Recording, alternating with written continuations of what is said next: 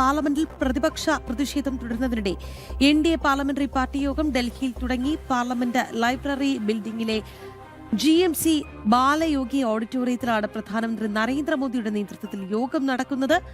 മംഗൾ മിലൻ എന്ന് പേരിട്ട യോഗത്തിൽ സഭയിൽ സ്വീകരിക്കേണ്ട നിലപാടുകൾ അടക്കം ചർച്ചയാകും. വിവരങ്ങളുമായി ഡൽഹിയിൽ നിന്ന് ആദർശ് TS ചേരുകയാണ്. ആദർശ്, എങ്ങനെ യോഗം പുരോഗമിക്കുന്നു? എന്തൊക്കെയാണ് യോഗാജണ്ടകൾ?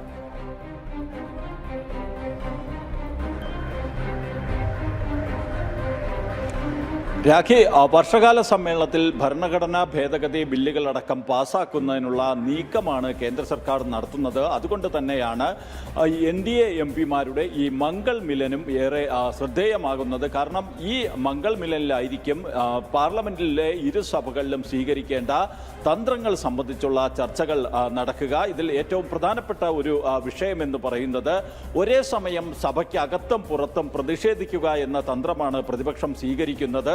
കാരണം അവരെ സംബന്ധിച്ചിടത്തോളം പാർലമെന്റ് സമ്മേളനം നടക്കുന്ന ഈ കാലയളവെന്ന് പറയുന്നത് ഏറെ വെല്ലുവിളികൾ നിറഞ്ഞതാണ്. പ്രത്യേകിച്ച് പ്രതിപക്ഷ നിരയിൽ നിന്ന് അടക്കമുള്ള MPമാർ ഭരണപക്ഷത്തേക്ക് ചേരുന്ന ഒരു സാഹചര്യമുണ്ടായി. അത് ഭരണപക്ഷത്തിന്, ദേശീയ ജനാധിപത്യ സഖ്യത്തിന് വലിയ രാഷ്ട്രീയ മേൽക്കൈയാണ് പാർലമെന്റിൽ നൽകിയിരിക്കുന്നത്.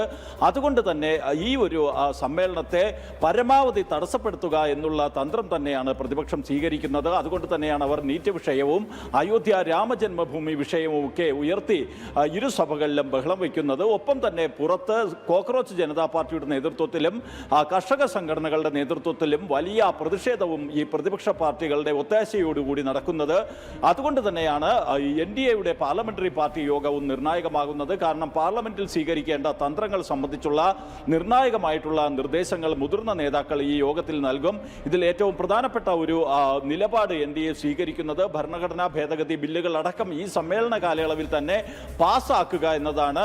അതുമായി ബന്ധപ്പെട്ടുള്ള ചർച്ചകളിലേക്ക് പാർലമെന്ററി കാര്യ മന്ത്രാലയം കടന്നു എന്നാണ് നമുക്ക് മനസ്സിലാക്കാൻ കഴിയുന്നത്. പ്രതിപക്ഷ നിരയിൽ നിന്ന് അടക്കമുള്ള പാർട്ടികളുമായിട്ട് ഉള്ള ചർച്ചകളും ഇതുമായി ബന്ധപ്പെട്ട് നടക്കുന്നുണ്ട്. അതുകൊണ്ട് തന്നെയാണ് പ്രതിപക്ഷവും കൂടുതൽ ആക്രമണോത്സുകത ഈ പാർലമെന്റ് സമ്മേളനത്തിൽ കാട്ടുന്നത്. കാരണം അവർക്കൊപ്പമുള്ള ശരത് പവാർ നേതൃത്വം നൽകുന്ന NCPയും DMKയും ഒക്കെ എപ്പോഴും ഭരണപക്ഷത്തോട് ചേരാൻ കഴിയുന്ന ഒരു സാഹചര്യത്തിലാണ് നിൽക്കുന്നതെന്നാണ് മനസ്സിലാക്കാൻ കഴിയുന്നത്. ഭരണഘടനാ ഭേദഗതി ബില്ലുകളെ അടക്കം എതിർക്കണ്ട എന്നുള്ള ഒരു സമീപനത്തിലേക്ക് DMK നീങ്ങുന്നു എന്നാണ് നമുക്ക് മനസ്സിലാക്കാൻ കഴിയുന്നത്.